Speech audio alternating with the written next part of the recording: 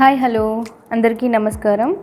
ఈరోజు మనం బూరెల్ని deep fry లేకుండా ఎలా సింపుల్గా చేసుకోవాలో చూద్దాం రండి. ముందుగా మనం ఒక గ్లాస్తో బియ్యం, ఒక గ్లాస్తో మినపప్పు సేమ్ ఈక్వల్ రేషియోతో తీసుకుంటున్నాను. నేను ఇడ్లీ రైస్ తీసుకుంటున్నాను. ఇలా మనం 4 hours పాటు నానబెట్టేసుకోవాలి. తర్వాత పచ్చిశనగపప్పును కూడాను సేమ్ ఒక గ్లాస్ తీసుకుంటున్నాను. సేమ్ ఏ గ్లాస్తో తీసుకున్నానో బియ్యము మినపప్పు అదే గ్లాస్తో పచ్చిశనగపప్పు కూడా తీసుకొని ఒక 4 hours పాటు నానబెట్టేసుకుంటున్నాను నేను. సో ఇది నానిన తర్వాత మనం మిక్సీ జార్లోనే రుబ్బేసుకోవచ్చు. ఎందుకంటే మినపప్పు అన్నీ సేమ్ రేషియో కాబట్టి మనకి బాగా ఈజీగా నున్నగా మెదిగిపోతుంది. పిండి కూడాను చాలా స్మూత్గా ఉంటుంది. మీరు ఇలా ఈ రేషియోలో ట్రై చేశారంటే బూరె పైన క్రిస్పీగా లోపల సాఫ్ట్గా చాలా బాగుంటాయి. మీరు కూడా ఒకసారి ట్రై చేసి చూడండి ఈ రేషియోలో. సో తర్వాత మనం ముందుగా నానబెట్టుకున్న పచ్చిశనగపప్పును కూడాను కుక్కర్లో ఒక 3 whistles వచ్చేంత వరకు ఉడికించుకుందాము. సో నేను 1 కప్పు పచ్చిశనగపప్పు తీసుకున్నాను కదా, అదే కప్తో 2 cups వాటర్ కానీ 2.5 cup వాటర్ కానీ వేసుకొని పప్పును పట్టి సో మనము 3 whistles వచ్చేంత వరకు ఉడికించుకుందాము. ఆవిరిపోయాక మూత తీసాక చూసారు కదా ఎంత చక్కగా పప్పు ఉడికిందో.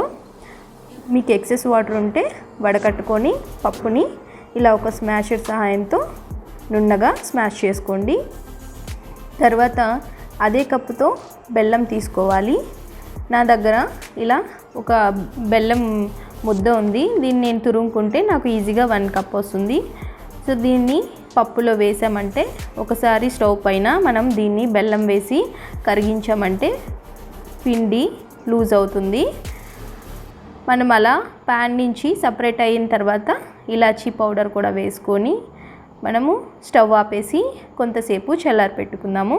తర్వాత గట్టి పడుతుంది. అప్పుడు మనం చిన్న చిన్న ఉండలు చేసి పక్కన పెట్టుకుందాము.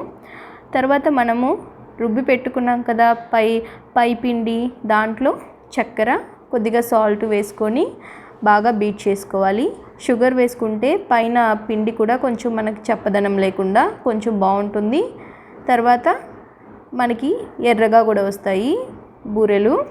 1 స్పూన్ వేసుకుంటే చాలు చక్కెర. ఇలా బాగా బీట్ చేసుకొని తర్వాత మనం బూరెని ఆ పిండిలో వేసుకొని ఇలా ఒక చిన్న ఫోర్క్ సహాయంతో అయినా మీరు బూరెని వేసుకోవచ్చు.